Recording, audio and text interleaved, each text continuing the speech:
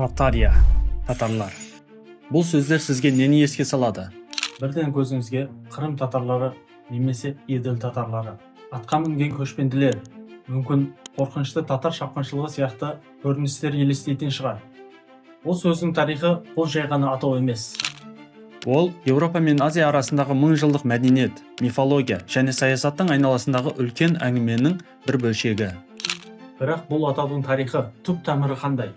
Бүгін біз Тартария деген жұмбақ атаумен танылған тарихтағы ең үлкен, тарихтағы ең түсініксіз аймақ туралы сөйлесеміз.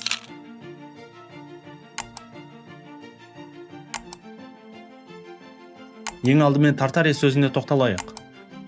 Мына бір қызық кітапқа мән беріңіз. Бұл Ерлан Карин ағамыздың «От Казакия до Казахстана» деген еңбегі.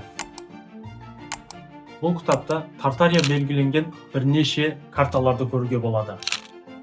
Егер сіз 16 ғасырдағы еуропалық карталарға көз жүгіртсеңіз, Тартария атауы бүкіл солтүстік Азияны, Сібірді, Орта Азияны және қиыр шығысты қамтиды.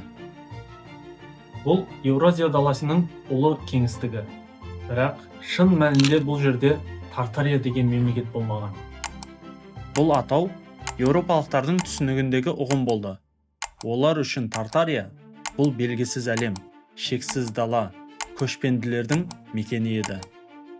Алайда, бұл аймақты мекендеген халықтар ешқашан өз жерлерін Тартария деп атамаған. Міне, осындай карталарда Тартария бір тұтас империя сияқты көрінеді. Бірақ бұл жалған бейне. Бұл жерлерде әртүрлі халықтар өмір сүрді. Түркілер, қыпшақтар, ноғайлар, моңғолдар, ұйғырлар және басқалары.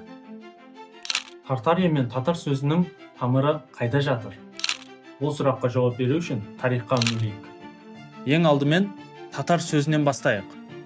Ол алғаш рет түркі моңғол тайпаларының бірі ретінде Орхон Енисей жазуларында және Қытай жазбаларында кездеседі. Бұл бастапқыда нақты бір тайпаның атауы болған. Бірақ кейін Шыңғыс хан мен Моңғол империясының дәуірінде татар сөзі жалпы моңғолдарға және олардың бағынышындағы халықтарға еуропалықтар тарапынан қолданылды. Оған дәлел 13 ғасырда еуропалық саяхатшылардың Плано Карпини, Гильем де Рубрук және Марко Пололардың еңбектері. Мысалы, Плано Карпинидің еңбегінің өзі біз татарлар деп атайтын моңғолдар тарихы деп аталады. Тартария деген географиялық атау шамамен 1238-1242 жылдар аралығында пайда болды. 1241-42 жылдары моңғолдардың Еуропаға басып кіруіне байланысты татар сөзіне тозақтың атауы, яғни тартар қосылды. Ағылшындық жылнамашы париждік Матфейдің айтуынша, 1241 жылы татар сөзін тартармен алғаш байланыстырған француз королі Людовик 9 болған. Бірақ неге тартар? Неге татар емес? Бұл жерде қызық мифологиялық байланыс бар. Грек мифологиясындағы тартар деген ұғымды білесіз бе? Ол тозақтың терең түбін білдіреді. Еуропалықтар көшпелілерді тозақтың түбіне келген жаулар деп қабылдап, татар сөзін тартар деп бұрмалады.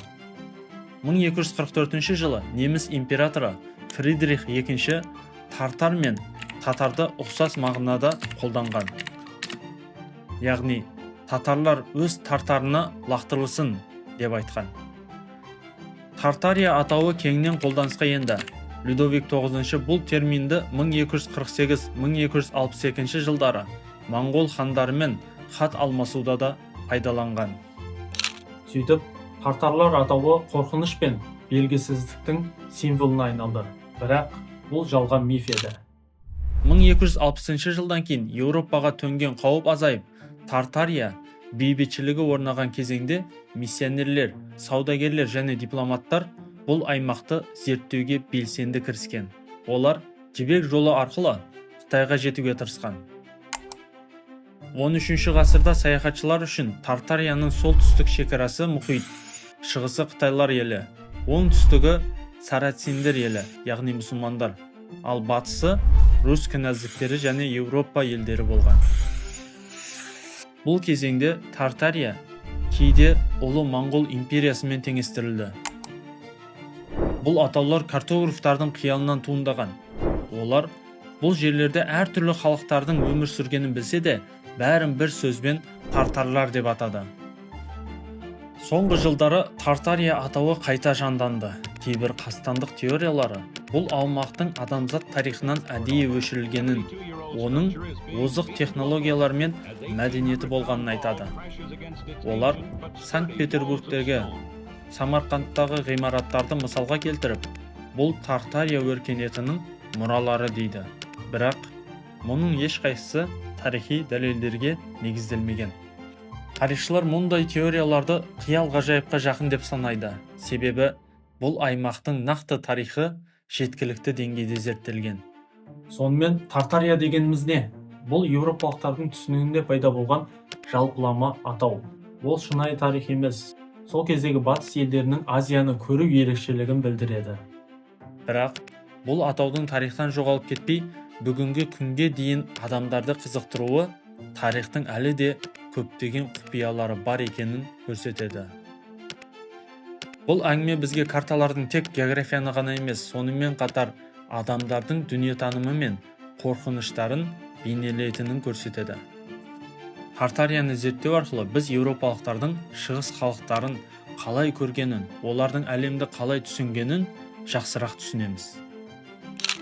Тарихта бір сөз мыңдаған жылдық оқиғаны сақтай алады. Тартария мен татарлар бұл тек қана атаулар ғана емес. Олар мәдениеттердің қақтығысы мен байланысының куәсі. Видео ұнаған болса, лайк басып, пікір қалдыруды ұмытпаңыз.